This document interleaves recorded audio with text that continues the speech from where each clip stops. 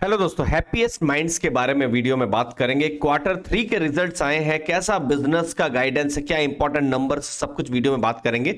सबसे पहले कंपनी ने रेवेन्यू गाइडेंस दिया था 25% का, जो FY23 है, 9 महीने हो चुके हैं और उन्होंने 26% का ग्रो किया है, जो कि एक पॉजिटिव चीज है। दूसरा, कंपनी ने जो एबिटा है, जो अर्निंग बिफोर जो टैक्स है, डेप्रिसिएशन और एमोर्टाइजेशन, उन्होंने गाइडेंस दिया था 22 से 24% के हिसाब से वो ग्रो करेंगे और अभी तक इन जो 9 महीने हैं यहां पर उन्होंने 26.3% ग्रो किया है।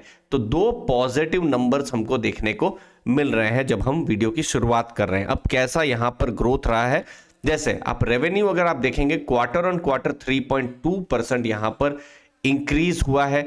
उसके बाद अगर आप प्रॉफिट की बात करते हैं तो क्वार्टर ऑन क्वार्टर प्रॉफिट थोड़ा सा गिरा है। प्रॉफिट अभी लगभग 57.5 करोड़ यहां पर हुआ है, जो कि 59.4 करोड़ का जो प्रॉफिट्स था जो क्वार्टर 2 में हमको देखने को मिला था। ओवरऑल अगर आप मार्जिन्स की अगर आप बात करते हैं तो मार्जिन्स एक्चुअली में थोड़ा सा कम हुए। क्वार्टर 2 में 26.3% का मार्जिन था, जो अभी 26% है, लेकिन पिछली बार 26.3% का मार्जिन था। तो मार्जिन एटलीस्ट उन्होंने संभाल के रखा है, बहुत ज्यादा गिर नहीं रहे हैं, जो कि एक पॉजिटिव चीज हमको देखने को मिल रही है। तो ओवरऑल एक डिसेंट से नतीजे हैं, लेकिन थोड़ा वैल्यूएशन का हम चेक कर लेते हैं स्क्रीनर में लाइव में, जहां मैं हैप्पीएस्ट माइंड्स के बारे में बात करूंगा।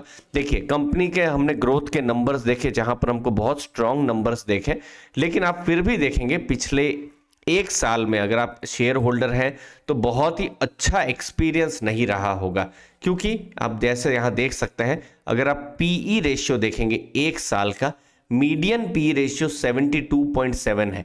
अभी इतनी गिरावट के बावजूद भी 60 के आसपास में पी रेशियो है। और इनफैक्ट जब बुलरन चल रहा था, अगर आप 2020-21 की बात करेंगे, जब 20 में जब आईपीओ आया था, उस समय में आप देखिए 2021 की आप देख सकते हैं 140 का भी पी रेशियो मिला हुआ है। अब पी रेशियो क्या होता है? कंपनी का जो भी मार्केट कैप है, ठीक है, जितने भी शेयर्स हैं उनकी वैल्यू, उनको डिवाइड किया जाता है प्रॉफिट्स के साथ। बहुत ही सिंपल है। तो उसके हिसाब से पी रेशियो, जैसे निफ्टी का 20-21 के पास है, कोई कंपनी का 18 होता है, किसी का 5 होता है, किसी का 40 होता है, किसी का 50 होता है। लेकिन हैप्पीएस्ट माइंड्स को एक टाइम में 140 का पी मिला हुआ था, अभी जो पी रेशियो है 60 के पास में है, फिर भी ये हाई नंबर है। देखिए, अब अगर हम मिड कैप की जो दूसरी कंपनियां हैं, मिड कैप स्मॉल कैप की दूसरी कंपनियों के साथ कंपेयर करें तो सबका पी देखियो, एक्सेप्ट टाटा एलेक्सी को छोड़कर, जैसे एम्फासिस 25 के पास है, एलटीटीएस जो है 32, वो भी शेयर प्राइस गिरा है तो पी रेशियो थोड़ा नीचे हुआ है। परसिस्टेंट 36 है, ओरेकल 14 है, कोफोर्ज का 32 है।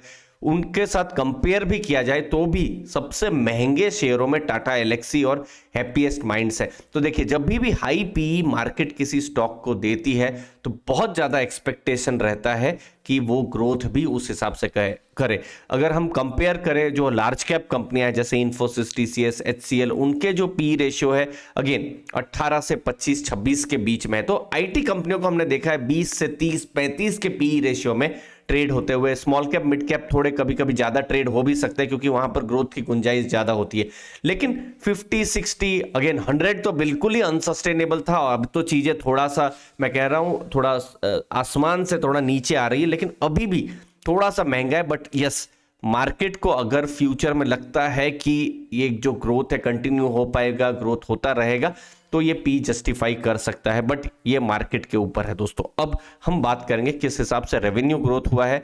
यहां पर 26% का रेवेन्यू ग्रोथ हमको पिछले कुछ सालों में देखने को मिला है।